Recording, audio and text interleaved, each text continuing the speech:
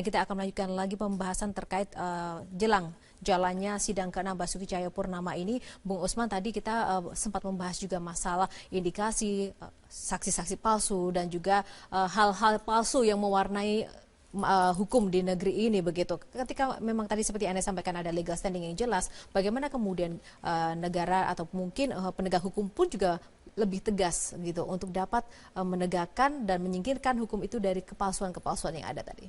Iya, tadi soal legal standing itu kan menjadi penting. Tapi kepolisian tentu saja akan menerima laporan dari manapun begitu kan. Nanti yang memeriksa adalah pengadilan apakah dia punya legal standing atau tidak. Dan bisa saja hakim memutuskan dari posisi hukum siapa namanya si pelapor ya. Nah, saya kira kalau polisi tidak menerima itu salah begitu kan, itu salah. Ya misalnya di sidang MK juga seperti itu. Kalau ada undang-undang yang tidak sesuai dengan konstitusi kan akan dilihat legal standingnya juga seperti itu ya. Jadi saya kira kalau soal ketegasan, ya ketegasan memang perlu begitu ya, perlu. Tapi kan karena ini juga bermuatan politik, kemudian polisi juga melihat situasi begitu kan, melihat situasi sehingga ya mau seperti saya sampaikan di editorial tadi itu ada, kita jujur saja lah, ada tekanan ini, tekanan. Artinya Anda menyetujui jika memang pada akhirnya ketika memang ada kontestasi politik di dalam ini bahwa penegak hukum pun juga tunduk terhadap tekanan yang tidak ada? Setuju, tentu saja kita tidak setuju. Tetapi ini persoalannya kan sudah terjadi, ya sudah terjadi. Mari kita ikuti, ya mari kita ikuti. Makanya tadi saya sampaikan cukup kasus ini saja. Ketika negara berada di bawah tekanan, tetapi juga negara punya argumentasi karena situasinya tadi waktu itu barangkali tidak memungkinkan untuk mengambil tindakan lain, kecuali ya oke lah kita ikuti dulu begitu, kita ikuti dulu sampai selesai, ya sampai selesai dan sejauh ini masih dalam batas koridor hukum begitu. Nah, saya bilang cukup kasus Ahok ini, yang negara jujur saja kasus ini adalah tekanan politiknya sangat kuat. Tekanan politiknya tekanan sangat kuat. politiknya sangat kuat, dan tidak boleh ini terjadi lagi di kasus-kasus berikutnya. Langkah preventif seperti apa? Misalnya bagaimana kita juga harus merapikan lagi setiap elemen-elemen masyarakat, organisasi masyarakat, maupun juga setiap lembaga-lembaga terkait untuk dapat kemudian ya bersama-sama tidak kemudian mencampur adukan masalah agama dan juga masalah politik ini. Di setiap momen-momen pemilu biasanya selalu saja menjadi puncak dari gunung es itu. Ya, itu kan kesadaran kita, kesadaran seluruh rakyat, dan kesadaran itu lewat apa sih ditumbuhkan? Ya lewat pendidikan, ya lewat pendidikan. Bagaimana kita menjadi pemilih, menjadi rakyat yang rasional. Ya ketika memilih orang, memilih kandidat itu berdasarkan hal-hal yang rasional, tidak berdasarkan hal yang sifatnya sosiologis. Sosiologis itu apa? Karena kesamaan agama, kedekatan dengan kelompok tertentu, kemudian juga kesamaan suku. Tetapi yang lebih rasional itu apa? Track record misalnya, calon pemimpin itu seperti apa yang sudah dilakukannya begitu. Jadi saya kira pendidikan itu menjadi penting. Dan kalau pendidikan itu cukup baik, maka saya kira masyarakat juga sadar bahwa tidak baik itu menekan negara untuk melakukan sesuatu dengan gerakan massa, ya, dengan gerakan massa, padahal salurannya tidak tersumbat. Buktinya mereka kemarin sebagian ada yang datang ke DPR kok begitu, iya kan? Artinya DPR itu saluran, mereka datang ke DPR tapi juga menekan lewat mobokrasi tadi itu gitu loh, lewat tekanan massa. Nah kalau kesadaran itu ada, tetapi kan persoalannya untuk apa, niatan apa organisasi atau ormas itu dilahirkan, kan begitu. Kalau memang lahirnya tujuannya untuk itu ya susah juga, mau dididik apapun susah, begitu kan. Nah karena itu saya kira penting untuk mengadakan regulasi. Tadi saya sampaikan ada upaya dari pemerintah untuk merevisi undang-undang keormasan. Sehingga kalau ormas-ormas yang sudah dididik apapun, didekati juga tidak bisa, terus berbuat anarkistis baik secara verbal maupun fisik, ya undang-undang memungkinkan untuk membubarkan misalnya begitu loh. Jadi kembali lagi ke regulasi, ke aturan. Negara juga tidak boleh semena-mena. Ya, negara tidak boleh otoriter juga. ukurannya apa? Ya gunakanlah hukum. Kalau hukum mengatur itu, maka kita bisa menindak organisasi ataupun massa yang melakukan tekanan itu sendiri begitu. Ya, Kak Bunjamin. Ya, begini, keterkaitan antara hukum dan politik.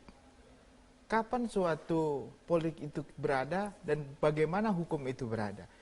Hukum tidak boleh diintervensi dengan kekuatan politik, dengan kekuatan apapun. Karena negara kita adalah negara hukum, berlandaskan yang tertinggi, yang kita sering sebut panglima adalah panglima kita adalah hukum. Politik itu sudah bekerja pada saat mereka akan menciptakan suatu aturan hukum itu. Di situ mereka bekerja bagaimana anggota legislatif secara politik menciptakan sesuatu aturan hukum. Sudah jadi aturan hukum, politik tunduk terhadap aturan hukum sendiri. Nah, itu idealnya.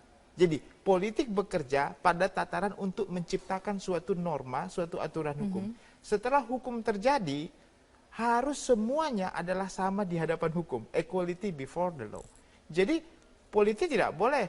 Kalau hukum sudah jadi, lalu mereka menjadikan hukum itu sebagai alat tools untuk menindas orang, untuk melakukan suatu aktivitas yang menguntungkan pribadi maupun secara kelompok. Nggak boleh.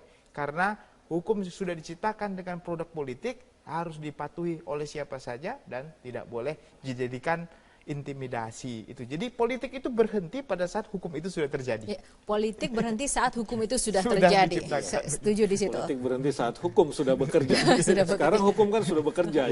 Harusnya sudah tidak ada embel-embel ini lagi ya, kehebohan politik yang mengikutinya dengan atas dasar apapun. Ya pemirsa, keberadaan saksi-saksi palsu ini mewarnai drama panjang sidang Basuki Cahayapurnama. Kita akan ke Bung Jamin Ginting. Bung Jamin Ginting, ini kalau saling melapor lagi saksi palsu ini kapan akan selesainya? Jadi sebenarnya sejauh mana hukum kita ini juga bisa kemudian memberikan batasan dan juga ketegasan untuk kemudian bisa menyisir saksi-saksi palsu sejak awal begitu? Iya, pada umumnya kan kalau di BAP setiap saksi yang memberikan keterangan itu tidak disumpah, sehingga tidak ada memberikan keterangan palsu di bawah sumpah dalam BAP.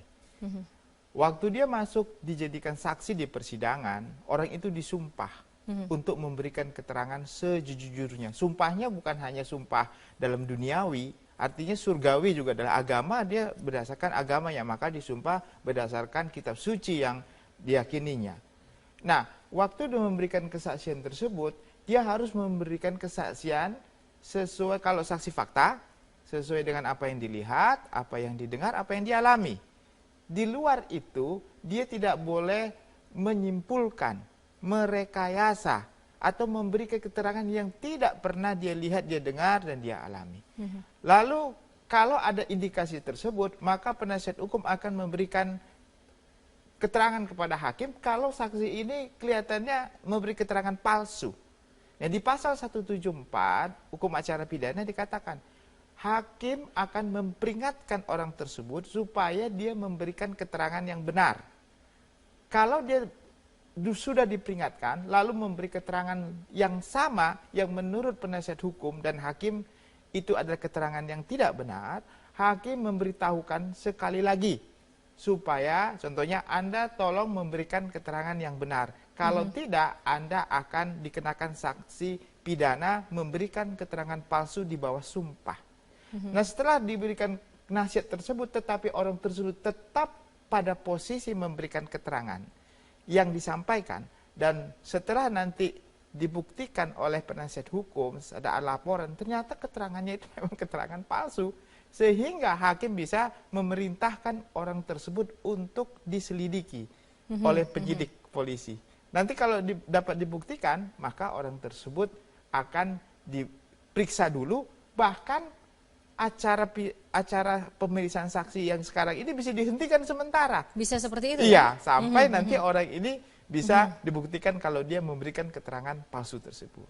Nah, jadi untuk hakim bisa memerintahkan kepada penyidik untuk melakukan penyidikan terhadap usulan atau penasihat hukum bahwasanya keterangan ini adalah palsu. Nah, pertanyaan tadi, ini menjadi makin panjang dong. Iya, bisa seperti itu. Makanya hakim benar-benar harus yakin dan benar bahwasanya kalau sampai dia memerintahkan penyidik untuk memeriksa saksi yang memberikan keterangan palsu tadi, dia harus benar-benar yakin kalau memang ada indikasi seperti itu.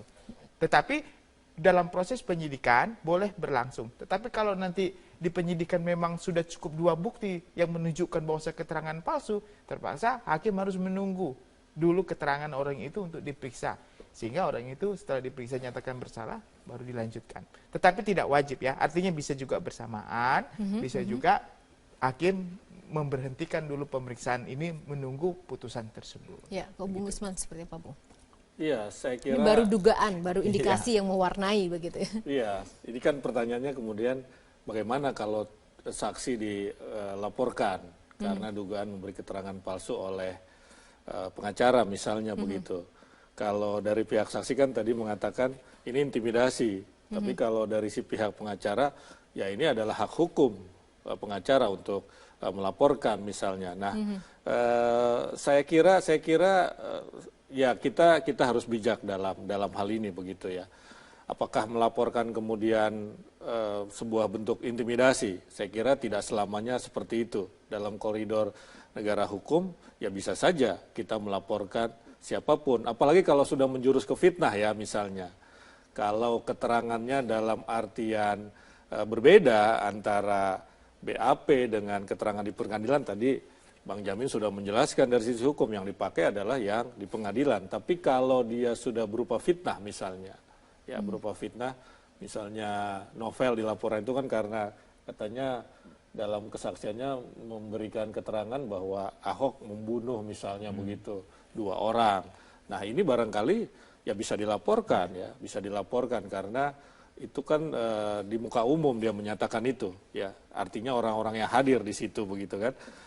Saya kira ya sesuai dengan koridor hukum saja. Kalau memang terbuka hukum membuka peluang bagi pengacara untuk melaporkan, ya saya kira tidak masalah begitu. Ya tidak masalah dan tidak selamanya itu harus dianggap intimidasi, walaupun bisa jadi saksi terintimidasi begitu. Tadi kan saya sampaikan ini kan bisa jadi warning ini bagi saksi berikutnya agar tidak memfitnah dalam keterangannya, agar tidak memberikan keterangan palsu, agar tidak berbohong begitu loh. Ya, artinya pemahaman jangan sampai kemudian ada logika-logika yang diputarbalikkan ya, untuk membenarkan. Kenapa itu penting? Karena tadi saya sampaikan bahwa kasus ini penuh kontroversi.